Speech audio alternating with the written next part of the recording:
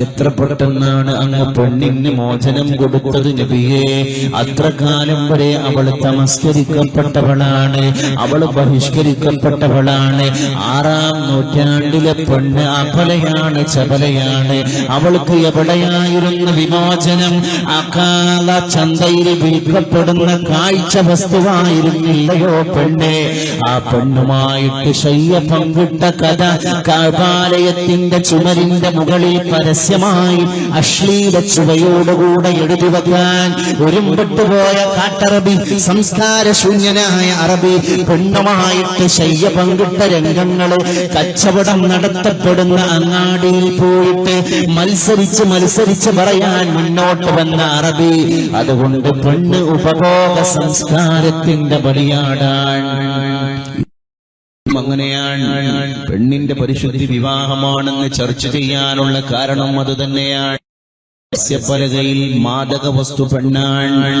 Textile ഷോറൂമുകളിൽ കച്ചവടം പൊടിപൊടിക്കപ്പെടുന്നത് വലിയ ബാനറുകൾ പെണ്ണിന്റെ നഗ്ന ശരീരം എത്ര വിദഗ്ധമായി പ്രദർശിപ്പിച്ചുകൊണ്ട് പ്രത്യക്ഷപ്പെടുന്നുവോ അതിനനുസരിച്ചാണ് കച്ചവടം ചൂടുപിടിക്കുന്നത്. അതുകൊണ്ട് പെണ്ണാണ് പരസ്യം, അതുകൊണ്ട് പെണ്ണാണ്, അതുകൊണ്ട് പെണ്ണാണ് ലോകത്തിന്റെ നായികക്കല്ല്. പെണ്ണ് നാരിയായാലെല്ലാമായി, നാരിയായാൽ മതി, അതൊരു പെണ്ണായാൽ മതി, വാക്ക് ഫീമെയിൽ ആയാൽ മതി, ലിംഗം സ്ത്രീലിംഗമായാൽ മതി. കച്ചവടം ചൂടുപിടിക്കുകയാണ്.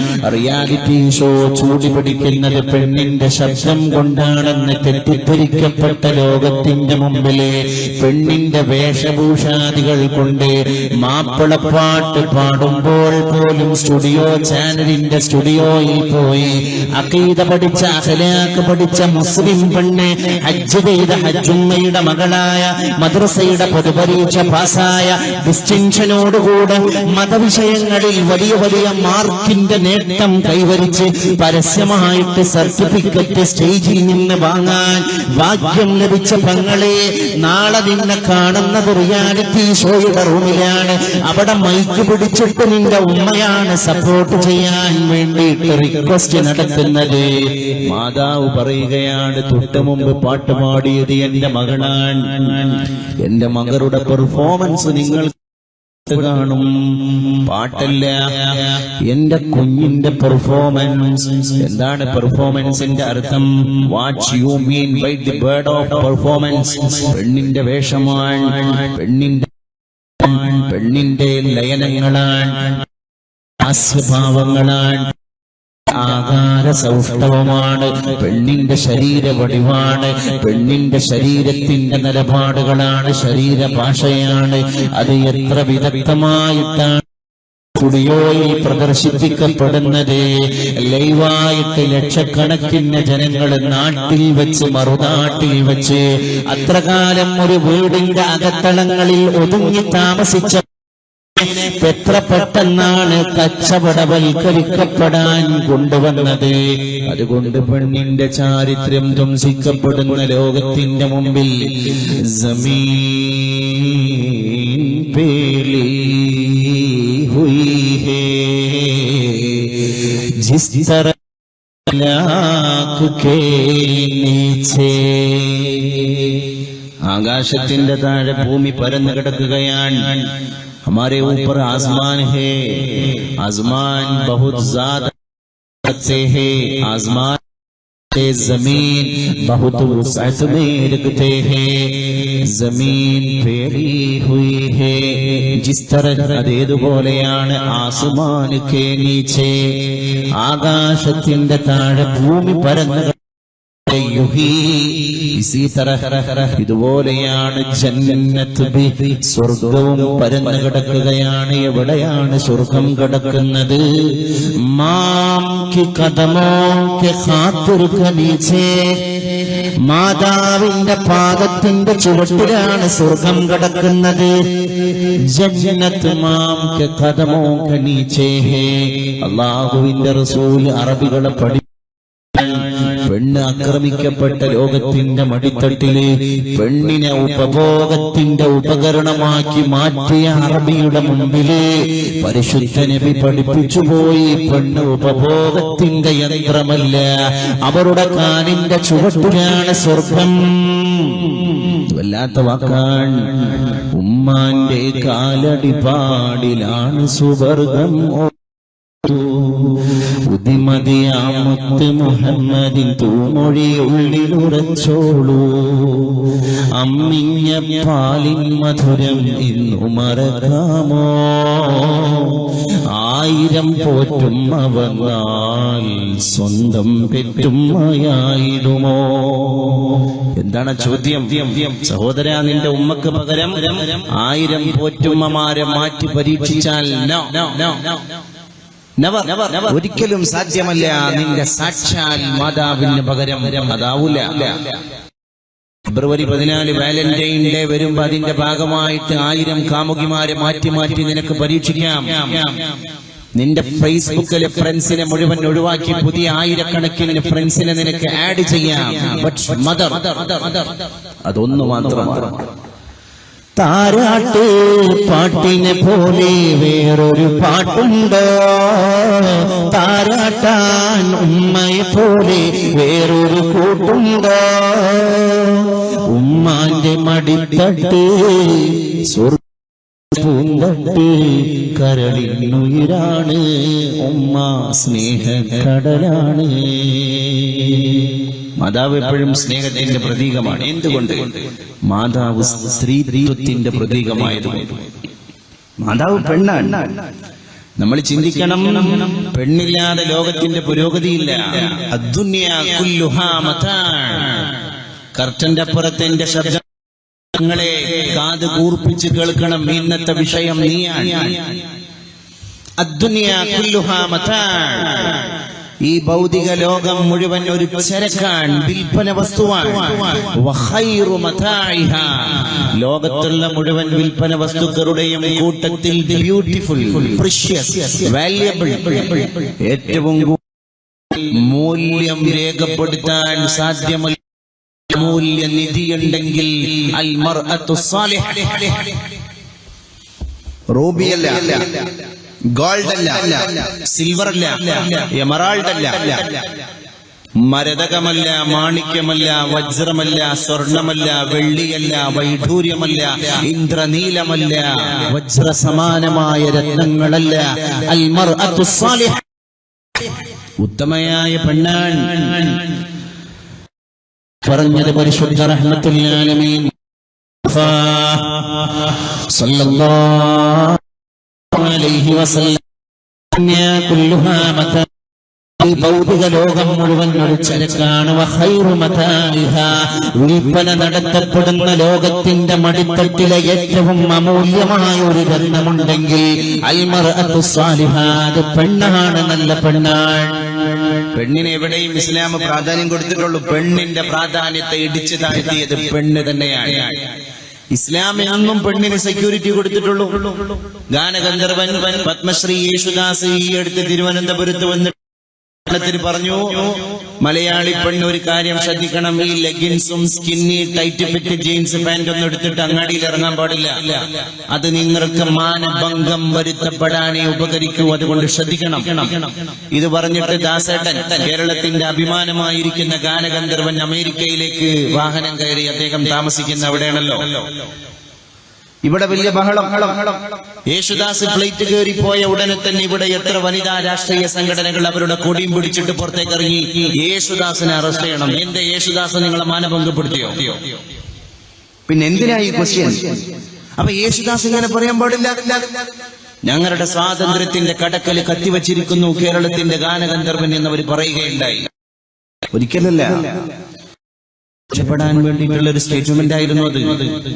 അത് തിരിച്ചറിയണമെങ്കിൽ അറിവ് പോരാ, തിരിച്ചറിവ് വേണം.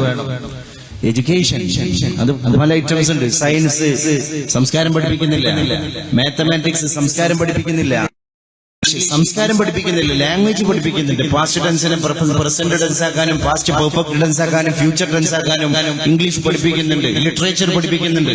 പക്ഷേ സംസ്കാരം എന്ന് പറയുന്നത് പ്രകൃതിയിൽ നിന്ന്, മനുഷ്യൻ കുടുംബത്തിൽ നിന്നും പ്രകൃതിയിൽ നിന്നും ആർജിച്ചെടുക്കേണ്ട പ്രതിഭാസമാണ്.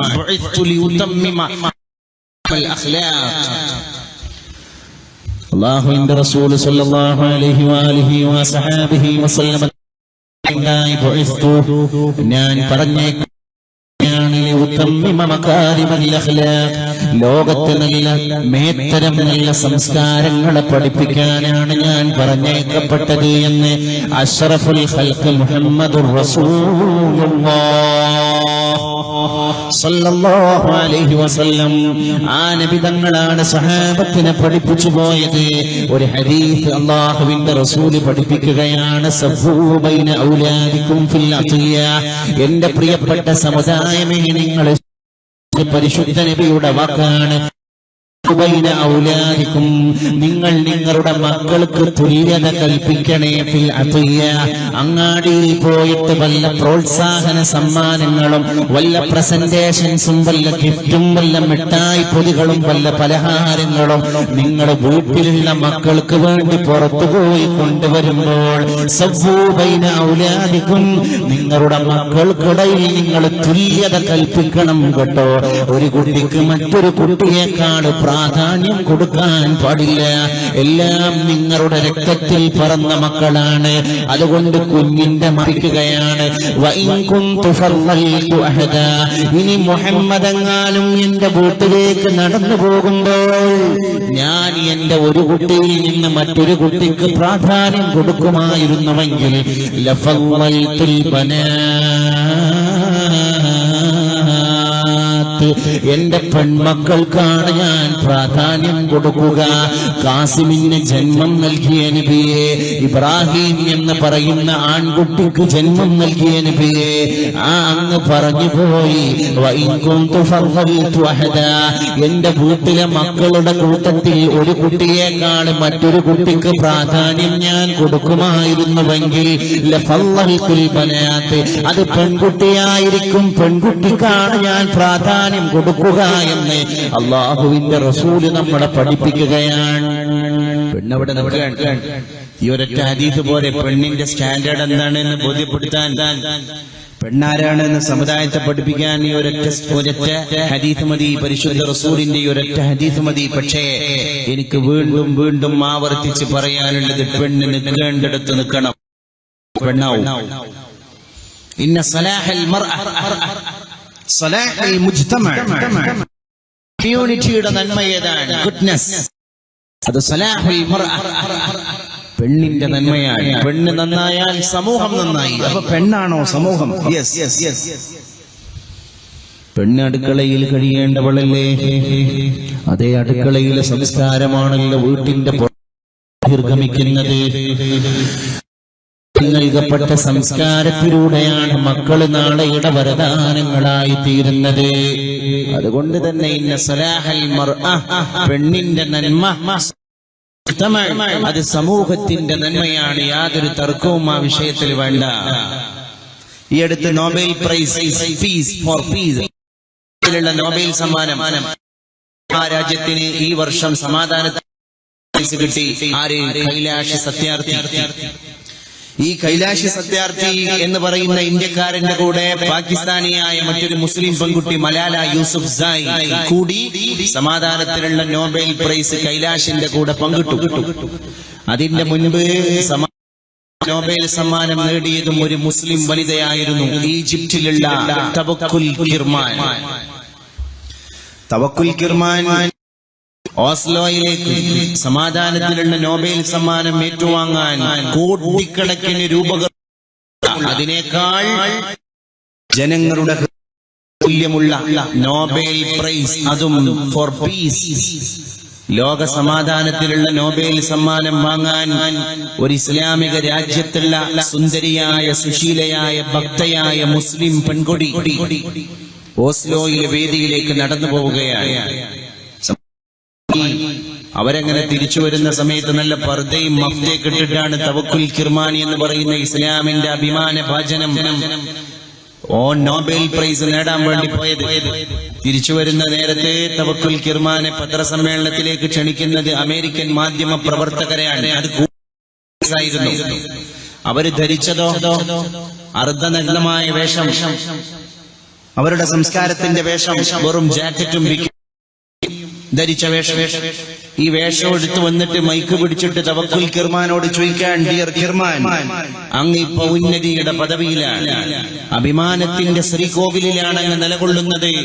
ലോക സ്ത്രീകളുടെ മുമ്പിലും പുരുഷന്മാരുടെ മുമ്പിലും അങ്ങ് കിരീടം മേന്തിയിരിക്കുന്നു, സമാധാനത്തിലുള്ള കിരീടം. പക്ഷേ ഞങ്ങൾ അത്ഭുതപ്പെടുത്തിയത് അതല്ല, പ്രിയപ്പെട്ട കിർമാൻ ിലുള്ള നോബൽ പ്രൈസ് നേടിയിട്ട് ലോക ചരിത്രത്തിൽ ഇത്രയും വലിയ ഉന്നതിയിൽ പോയിട്ടും എന്തുകൊണ്ടാണ് ഈ പഴയ പർദ്ദയും മഫ്തയും ധരിച്ചിട്ട് അങ്ങ് ഈ പൊതുവേദിയിൽ പ്രത്യക്ഷപ്പെട്ടത്? ഇത് ലോകത്തെ എത്ര ചാനലുകൾ സംപ്രേഷണം ചെയ്യുന്നു? ഈ സദസ്സിൽ ഇരിക്കുന്നത് രാഷ്ട്രങ്ങളുടെ തലവന്മാരാണ്. അവരുടെയൊക്കെ മുമ്പിലൂടെ പഴഞ്ചൻ വേഷമായ പർദ്ദ ധരിച്ചിട്ട് മഫ്ത ധരിച്ചിട്ട് കടന്നു വരാൻ അങ്ങേക്ക് പ്രചോദനം നൽകിയ ഘടകം എന്താണ് എന്നറിയാനാണ് ഞങ്ങൾ പത്രസമ്മേളനത്തിലേക്ക് അങ്ങയെ ക്ഷണിച്ചത്. തവക്കുൽ കിർമാൻ